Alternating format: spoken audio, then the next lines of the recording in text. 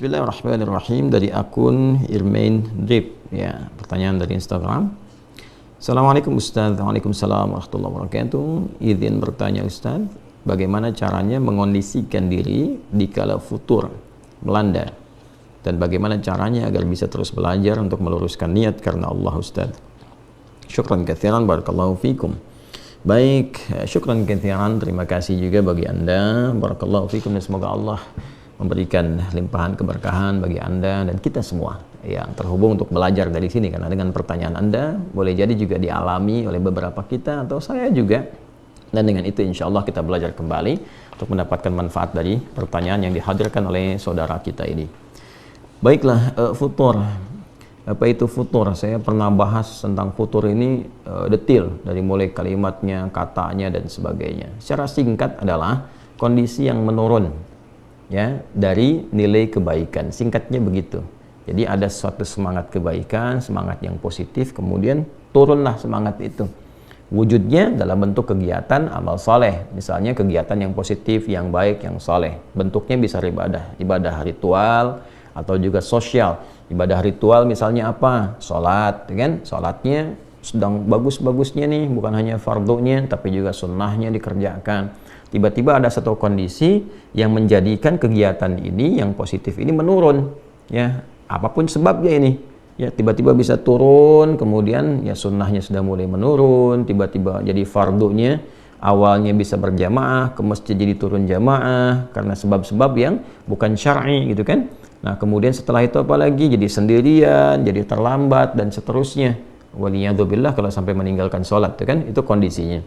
Atau ada ibadah-ibadah sosial juga, bentuknya banyak nih, ada yang muamalah, ada muamalah maliyah, bisa sedekah misalnya, bisa saling ta'awun 'alal birri wat taqwa. Kalau sedekah kan kaitan dengan materi, gitu kan, bisa infak kah itu, bisa lain-lain kah dalam bentuk pakaian, makanan, dan sebagainya. Ta'awun 'alal birri wat taqwa, saling tolong menolong, ya kan, saling membantu, saling mendoakan, interaksinya menurun, gitu kan. Dan turunan-turunan yang lainnya yang bisa kita contohkan dalam berkehidupan, termasuk akhlak yang tadinya tuturnya baik, tiba-tiba kosakata kebaikannya jadi menurun, ya. Yang tadinya senang lihat kajian jadi menurun. Nah, ini pertama, sebelum bicara dulu kita bagaimana meluruskan itu semua, kita harus turunkan dulu ini penyebabnya apa, futur itu penyebabnya apa, ya kan. Futur itu rata-rata tuh dua penyebabnya, secara umum dua.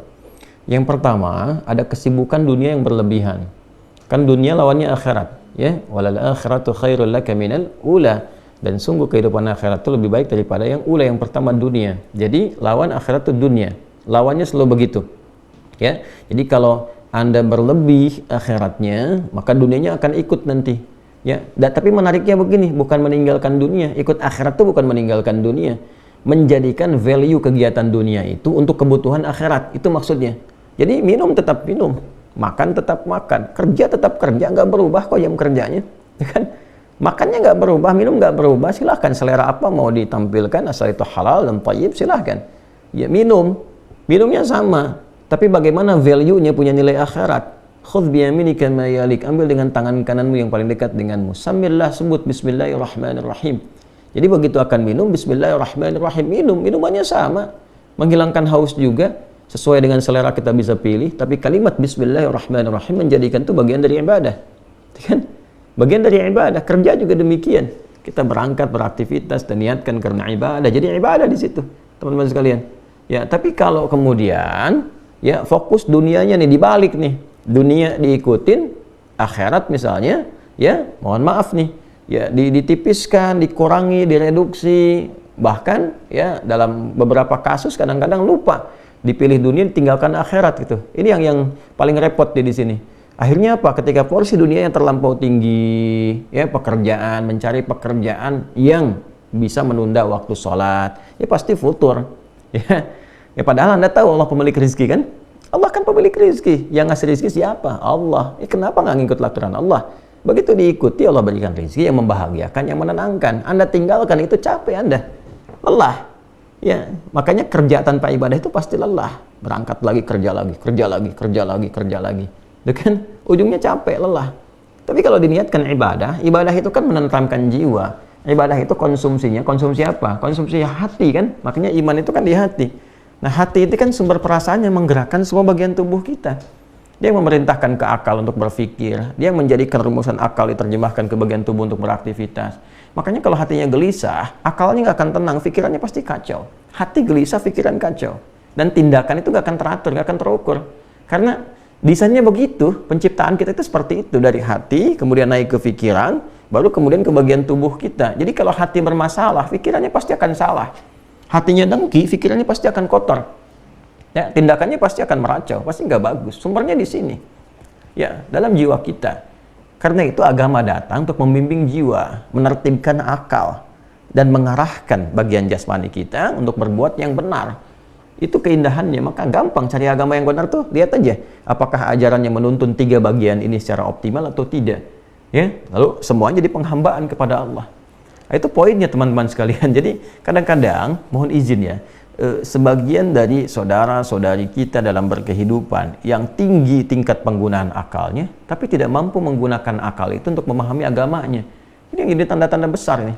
Untuk dunia cepat sekali rumuskan ini, rumuskan itu, tapi pada akhirnya apa? Gelisah, capek. Terus pekerjaan di akhirnya cuma nanam-nanam tanaman yang sederhana, nanam kangkung, cabai untuk menghilangkan stres saja. Terus ada yang menghilangkan, ya bahkan nyawanya, na'udzubillah min dzalik gitu kan. Setelah itu, kenapa? Karena ada yang nggak terpenuhi. Nah, jadi kalau Anda bekerja sampai lelah, capek, sampai tiba-tiba kemudian juga ada kondisi ini mulai tertinggal, itu tertinggal, mungkin dunianya berlebihan. Ya, sedangkan yang repot begini, yang repot itu kan kita sadar betul akan meninggalkan dunia. Nah, ini poinnya. Ya, kan orang cerdas itu kan orang yang bersiap pada tempat yang akan dia tuju. Anda sekarang, misal saya dari Bekasi nih sekarang, insya Allah saya akan berangkat ke Bengkulu. Berarti saya kan menyiapkan berbagai hal kan, supaya bisa berangkat, ya kan? Menyiapkan untuk akomodasinya, menyiapkan untuk tempatnya, menyiapkan untuk perlengkapan berangkatnya, nanti pakaiannya pakai apa, di jalan bagaimana, kan? Persiapannya untuk kemana? Bukan untuk tinggal, untuk berangkat. Untuk berangkat. Sehingga di tempat yang akan kita tuju nyaman, baik, tenang, dan sebagainya. Nah sama, kita ini kan mau pindah, mau meninggalkan dunia. Makanya nanti diumumkan telah meninggal dunia, meninggalkan dunia ke tempat baru. Ya, maka orang cerdas dia akan menyiapkan bekalnya. Bagaimana dia berkehidupan di dunia, saat bersamaan dia kumpulkan bekal untuk kehidupan selanjutnya, untuk tujuan akhir yang dia mau berangkat ke sana. Nah, kita kan sekarang sedang mencari bekal untuk berangkat ke situ. Itu perjalanan terakhir kita tuh. Ya, ini kan kita pergi-pergi nih, dunia, pergi. Untuk apa? Untuk menyiapkan bekal, cari petanya nih. Ya, ini yang harus saya siapkan, di sini saya siapkan. Untuk apa nih dikumpulkan ini? Supaya kita bisa kembali pulang, berangkat ke tempat terakhir nih, ya, pelabuhan kita yang paling akhir. Kan seperti itu konsep hidupnya. Ya, kan tiap tahun diajarkan mudik tuh ya, mudik ke tempat asal. Tempat asal itu ma'ad namanya. Ya, ma'ad. Ya, innallaha la radduka ila innalladzi farada 'alaikal qur'ana la radduka ila ma'ad. Ya, kan demikian Allah menyampaikan dalam Al-Qur'an. Sungguh yang telah Muhammad sallallahu alaihi wasallam yang telah memberikan kepada engkau petunjuk dari Al-Qur'an, memfardukan engkau, mewajibkan mengikutinya, menerangkan kepada umatmu, menjelaskan, mencontohkan, akan mengembalikan engkau pada tempat kembali. Ya, makanya Ibnu Qayyim Al-Jauziyah mengarang kitab Zadul Ma'ad, bekal untuk pulang. Dan itu pasti, ya, waktu kembalinya itu pasti disebut dengan mi'ad. Innallaha la yukhliful mi'ad. Allah nggak mungkin nyalahi janji. Satu saat kita akan pulang. Ya kan? Nah, jadi kita diajarkan tuh tiap tahun, ya, karakternya, sifatnya disebut dengan id. Ada ya'udu idan, id. Kita kan ada Idul Fitr, kembali kepada fitrah kita, makan kita, kembali kepada kenal diri kita, tujuan hidup kemana. Ada mudik kan, tiap tahun itu ke tempat asal. Nah, apakah orang mudik itu pasti mudik kalau dia nggak punya bekal? Belum tentu. Dan spirit mudik itu mencari bekal dulu kan, supaya bisa kembali, ketemu keluarga. Itu kan miniatur dunianya yang menggambarkan bagaimana konsep kehidupan kita sampai pulang ke akhirat. Nah, jadi yang pertama mesti ada keseimbangan. Bukan meninggalkan dunia. Ingat ya, ibadah itu bukan meninggalkan dunia, justru tugas kita itu diberi tugas memakmurkan kehidupan di bumi ini, di dunia ini. Dunia itu kan sifatnya. Jadi mesti makmur. Ya, kalau Anda nggak punya harta, bagaimana bisa haji? Bagaimana umrah? Bagaimana ibadah dengan harta, mewujudkan zakat? Ya kan mesti berlatih kita, makan yang cukup, untuk sholatnya dapat energi, berdiri kuat, kokoh. Untuk makan bagaimana? Mesti bekerja, beraktivitas. Yang halal, yang baik, di situ agama memberikan petunjuk. Tapi bukan berarti pekerjaan ini menghilangkan entitas kita sebagai muslim untuk mengabdi kepada Allah, untuk beribadah, untuk cari bekal. Ya, karena itu, pertama tempatkan logika dengan cara yang benar dulu. Ya kan? Pemilik rezeki siapa? Allah. Yang ngatur kehidupan siapa? Allah. Yang memudahkan siapa? Allah. Nah, sekarang Allah yang Anda katakan, yang Anda yakini itu membuat desain kehidupan kepada Anda, memberikan aturan nih, cari kerja yang begini, rezeki yang begini. Toh tidak akan mengurangi rezekimu karena aku kata Allah sudah atur rezekimu dari mulai berkehidupan sampai akhir hidup. Jadi sebetulnya kalau kita cerdas gunakan logika ini, nggak perlu kita terlalu menyusahkan diri sendiri sampai lelah, sampai nurunin ibadah untuk mencari sesuatu. Padahal kita mengerti, kan ada babnya tuh. Ya, di rukun iman itu ada qada dan qadar kan? Kita kan sudah meyakini walladzi qaddara fahada. Allah yang telah menetapkan bagi kita apa yang ditetapkan itu di antara rezeki. Wa fis samaa'i rizqukum wa ma tu'adun. Quran surah 51 ayat 22 kan? Ya, dan di langit telah ditetapkan rezekimu dan dijanjikan akan diberikan.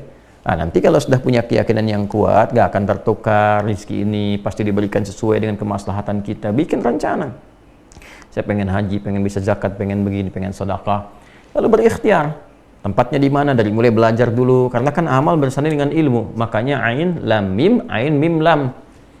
Hurufnya sama jumlahnya, 3 huruf. Dan semua jenisnya sama. Ada ain, ada mim, ada lam. Cuman beda nanti awalnya. Kalau untuk ilmu, untuk bekalnya dulu, lamnya dulu. Ain, lam, mim. Jadi ilmu, alima. Nanti dengan ilmu itu dipraktekkan jadi amal. Amilah. Makanya semakin kuat ilmunya, semakin mudah amalnya. Sederhana kok, dari bahasa tuh begitu. Nanti ada kitab namanya Al-Khasa'is karya Ibnu Jinni. Itu bagus sekali memahami korelasi antara perubahan-perubahan huruf dalam satu kata. Ya, misalnya ada ain, lam, mim tadi. Kalau lamnya pindah ke akhir jadi apa? Ini jadi apa? Ada keterkaitan. Makanya ilmu orang semakin tinggi, semakin luas wawasan, semakin mudah beraktivitas dan semakin ringan pekerjaan.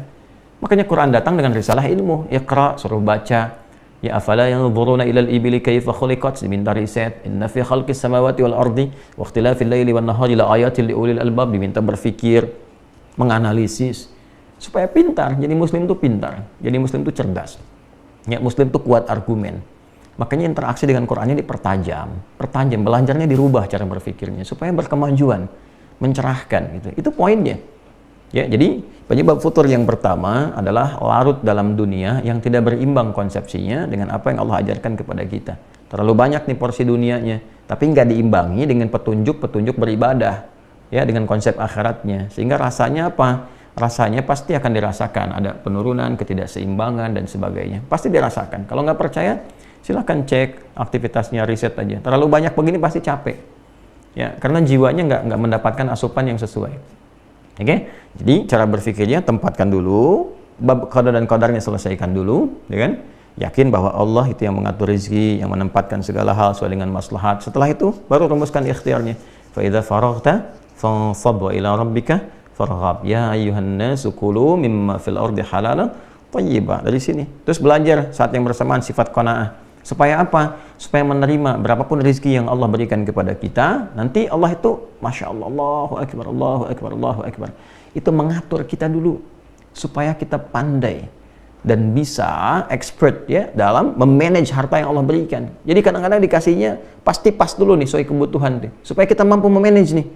Kalau kita sudah biasa mengatur yang kita lihat sedikit itu, kepada yang banyak nggak menghambur-hambur nantinya. Nggak mubazir. Ya, jadi kalau dari sedikit tuh kita dapatkan, sedikit itu kan kalau bahasa Qurannya cukup, ya, aghna wa aqna, membuat engkau kaya atau cukup. Nggak ada yang kurang. Yang kurang itu yang merasa selalu kurang. Yang merasa selalu kurang. Kalau kita mempersepsikannya sebagai cukup, psikologi Quran itu selalu cukup katanya, nggak pernah kurang. Jadi kalau dapat berapapun dibawa ke rumah, ayah bawa ke rumah, kompak dulu dengan istri. Berapapun yang Allah berikan kepada kita, insya Allah ini cukup. Itu dulu poinnya. Jadi kalau persepsinya selalu kurang, selalu dipandangkannya angka gitu, setiap bulan mesti segini, kebutuhan segini, Allahu Akbar. Saya di awal-awal masa pernikahan dengan istri dan kita mengontrak juga dan menikmati kehidupan itu gitu ya. Nah, nikmat aja karena ngelihatnya kan mukmin itu sederhana gitu kan. Ya, kalau ada kesenangan syakara, kalau ada ujian sabara gitu kan. Lalu Masya Allah kalau kita lihat dari kita mengajar misalnya, terus kacamata umumnya manusia yang menghitung begini, ya saya nggak pernah ngitung gitu. Saya ajarkan pada istri, alhamdulillah kita nikmati berapa Allah yang berikan pada kita, nikmati. Lalu suatu saat di akhir bulan, saya katakan pada istri saya, coba hitung deh kehidupan kita dari awal sampai akhir berapa yang telah keluar. Dihitung sekian. Masya Allah, berapa yang Allah berikan kepada kita? Ya setiap buaya dapat tuh berapa? Ya kalau secara nalar nggak akan cukup. Ya, coba Anda bayangkan, ngajar satu kampus dapat 500.000 misalnya. Sementara ketika dicek di akhir bulan, loh kok 5 juta? Loh kok lebih? Loh kok sekian? Ya, dari mana gitu Allah berikan tuh? Ternyata kita tuh kadang-kadang kurang menyadari bahwa ada rezeki min haitsu la yahtasib yang kita nggak sadar. Ya, kita mau makan, tiba-tiba tetangga kirim makanan, ya kan? Masya Allah, kita tiba-tiba mau minum, kita mau makan bareng-bareng, ketemu temen dibayarin, kan Allah yang nitipin juga gitu. Ya, tak sadar ternyata yang Allah kasih dalam sebulan itu nggak pernah kepake. Jalan-jalan, nah ini qanaah namanya. Nah makanya tanamkan dulu babnya secara lengkap. Ya, tanamkan dengan lengkap dulu keseluruhannya. Oh ini seperti ini babnya qada dan qadar, ini babnya qanaahnya, ini bab mendesainnya. Jadi terkadang Allah Subhanahu wa Ta'ala memberikan kepada kita yang cukup dulu supaya kita bisa mengatur dengan baik. Nanti kalau sudah bisa mengatur harta dengan baik, Allah amanahkan lebih banyak karena Anda sudah bisa ngatur. Supaya nggak jadi beban di akhirat nanti. Begitu cara berpikirnya. Ya, supaya nggak jadi beban, kan dihisab juga. Untuk apa dikumpul-kumpul? Digunakan juga enggak. Cuman buat dilihat, kasihan hidup seperti itu. Dan capek kerjanya tiap malam, pagi, mikirin dunia capek. Oh, nyeting ini, nyeting itu, berangkat sini, berangkat. Capek. Terus kalau udah dapat, dimakannya berapa sih? Ada dapat sebulan 1 miliar, yang dimakan berapa? Terus dikumpul-kumpul juga cuma buat dilihat-lihat, cek, lihat. Buat apa? Ya, Anda tampil ada yang lebih kaya juga dari Anda kok. Terus termotivasi ngumpulin lagi, itu nafsu namanya. Ya, tapi kalau Anda mulai dari ibadah, tata kelolanya jelas. Ya, oh ini yang segini, demikian, ini untuk ibadah, lebihnya begini. Pulang juga nggak repot. Nggak ada ninggalkan keluarga rebutan warisan, berselisih, tuh kan? Berumah tangga juga terukur, nggak ada rumah tangga orientasinya harta rebutan. Ini harta saya, harta kamu, harta saya juga, repot juga gitu.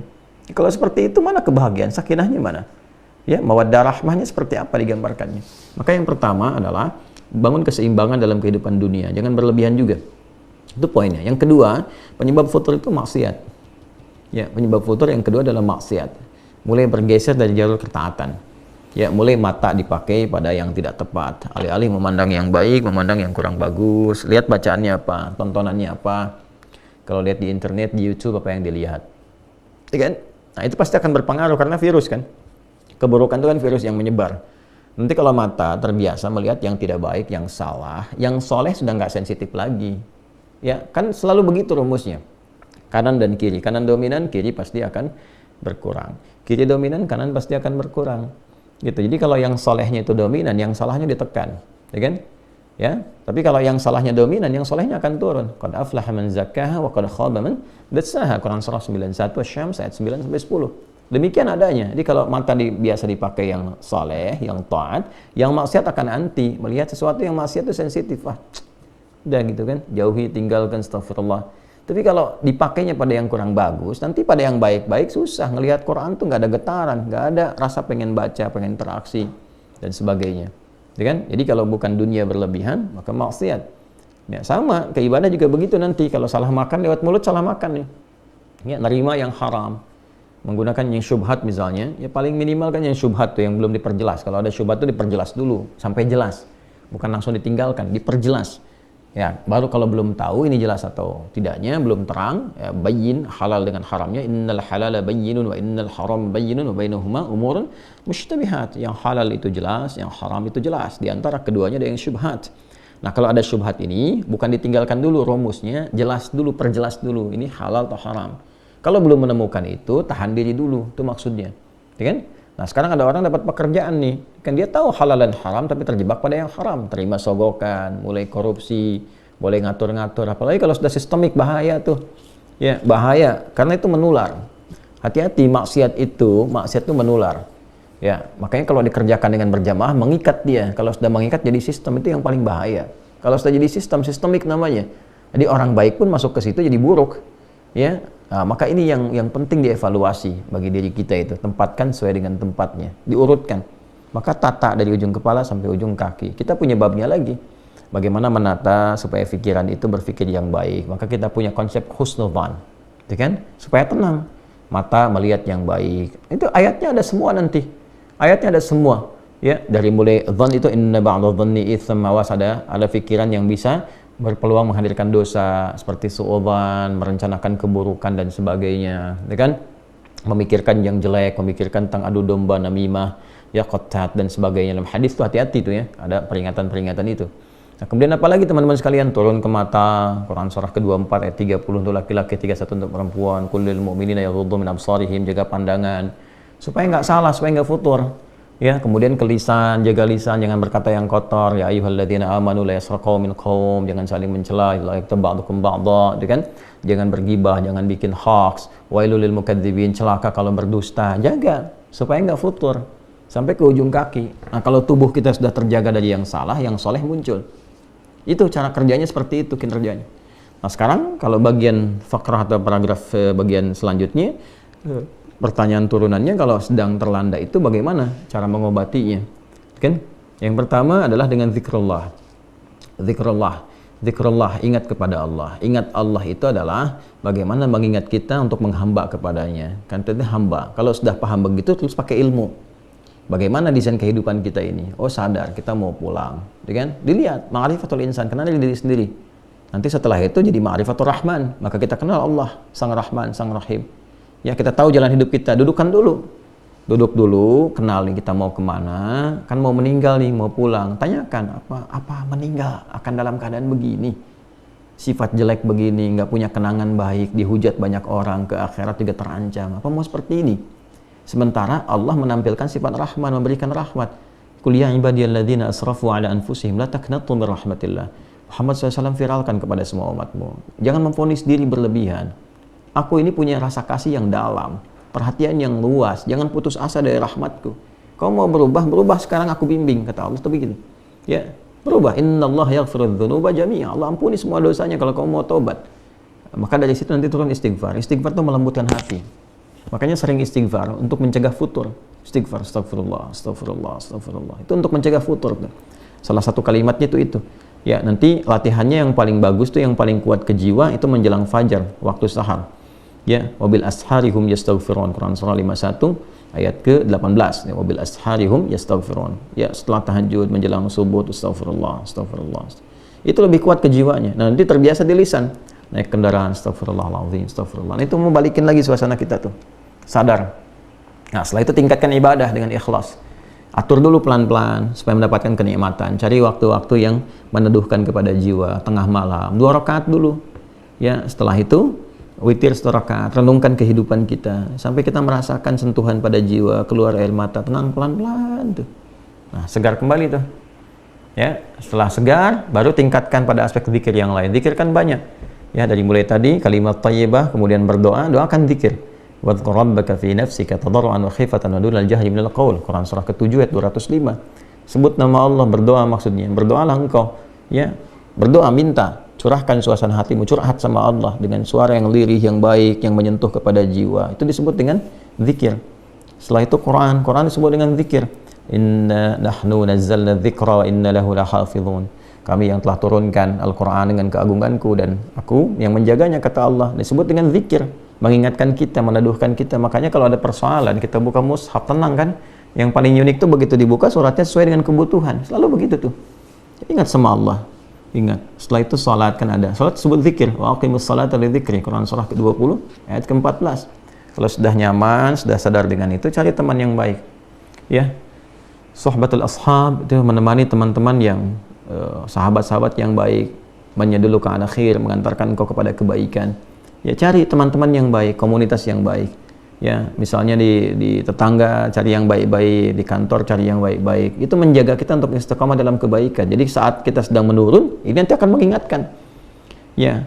Kemudian cari ustaz-ustaz yang positif, yang baik, ulama-ulama yang saleh, yang kata Nabi itu ya, khiyaru ibadillahi atau kama qala Rasulullah sallallahu alaihi wasallam, hamba-hamba Allah yang terbaik itu idza ru'u dzukirallah. Kalau manusia lihat itu, lihat aja wajahnya itu mengingatkan kepada Allah. Ya, itu ada hadis yang sahih itu. Ya, di antara hamba Allah yang terbaik itu kalau Anda lihat itu, lihat aja itu, terus Anda langsung ingat Allah itu. Ya, mau tobat, mau jadi lebih baik, pengen hafal Quran, pengen tingkatkan sholat, pengen dekat dengan Allah. Karena itu ada beberapa ulama itu yang seringkali kalau sedang futur, dan ulama ada futur juga tuh, ya lemah mengajar misalnya, atau sedang jenuh apa, kadang lihat ulama lain tuh. Lihat, kalau dulu datang ke majlisnya, Masya Allah ke majlisnya, hanya untuk lihat aja, udah gitu semangat lagi, pulang lagi. Sekarang Masya Allah sudah ada fasilitas di media sosial, tinggal lihat begini, Masya Allah, energi lagi. Ya kadang-kadang anak-anak pesantren kan tahu ya, lihat syekhnya, lihat gurunya gitu kan. Kita sekarang banyak, figurnya banyak sekali, lihat pengen siapa dan seterusnya. Itu meningkatkan kembali kebaikan-kebaikan. Ya, apalagi punya guru yang baik bisa membimbing, teman-teman saling mengingatkan. Cari teman-teman tuh. Itu yang bisa bikin kita istiqamah. Nah, kalau sudah seperti itu, Allah akan kirimkan penjaga. Ya, tsumastaqamu tatanazzalu alaihimul malaikah. Kemudian orang-orang yang qalu rabbunallah, mereka berkata Tuhan kami adalah Allah. Istiqamah di situ. Nah, nanti Allah kirimkan penjaga, malaikat penjaga. Yang pertama bentuknya burhan. Burhan itu penjaga diri kita dari perbuatan maksiat. Jadi pengingat, dalam hati kita ada pengingat. Ya. Nah, ini yang kadang-kadang kalau sedang turun diingatkan, ayo semangat, semangat, ya kan? Ayo sudah azan, siap-siap. Tanpa sadar tuh, kalau udah terbiasa tuh di hati kita ada pengingat, itulah burhan. Menjaga kita dari perbuatan maksiat. Ya, dan ada yang mengingatkan kepada jiwa takwa. Ya, fa'alhamaha fujuraha wa taqwaha. Kalau jiwa takwa otomatis tuh, mau azan diingatkan. Nanti kalau burhan tuh ada maksiat langsung di dalam diri kita tuh ada pencegah, jangan lakukan ini, ditimbang lagi, kadang-kadang kencang tuh, gitu kan? Itu burhan namanya, laula arwa'a burhana rabbih, ya kan? Walaqad hammat bi wa hamma biha laula arwa'a burhana rabbih, ya. Itu burhan di surat Yusuf kan demikian. Nah, nanti kalau itu kita sudah siapkan, terus konsisten, semua disiplin ilmunya kita dudukkan dengan baik, insya Allah semangat itu akan terus ada. Ya, semangat terus ada. Dan sirah itu dipelajari, sirah. Anda profesinya apa? Jangan membahas yang tinggi-tinggi dulu. Profesi Anda dulu apa? Supaya hidupnya terukur. Ya, terukur, lebih jelas, lebih baik gitu. Dan optimis. Optimis. Nah, hal-hal semacam itu yang penting tanamkan pada diri kita. Jadi kalau kita punya qanaah, terukur, menempatkan sesuatu sesuai dengan tempatnya, maka hidup akan menjadi lebih mudah. Ya, sederhana, mudah, menyikapi setiap kadar Allah itu dengan lapang, dengan nyaman, dan lebih membahagiakan. Walaupun untuk memulainya butuh perjuangan. Dan perjuangan itu biasa. Ya, hidup itu kan seperti itu. La tarakabunna tabaqan an tabaq. Setiap tahap kita akan lalui. Lelah, ya, insya Allah lelah. Lelah ya, kita hidup buat lelah kok. Ya, nanti istirahatnya saat meninggal. Meninggal kita istirahat. Ya, lelah aja dulu. Tapi kalau lelah diisi sama ikhlas, ikhlas niatnya benar, insya Allah tubuhnya nggak terlampau letih gitu. Ya, tapi kita menikmati apa yang kita kerjakan.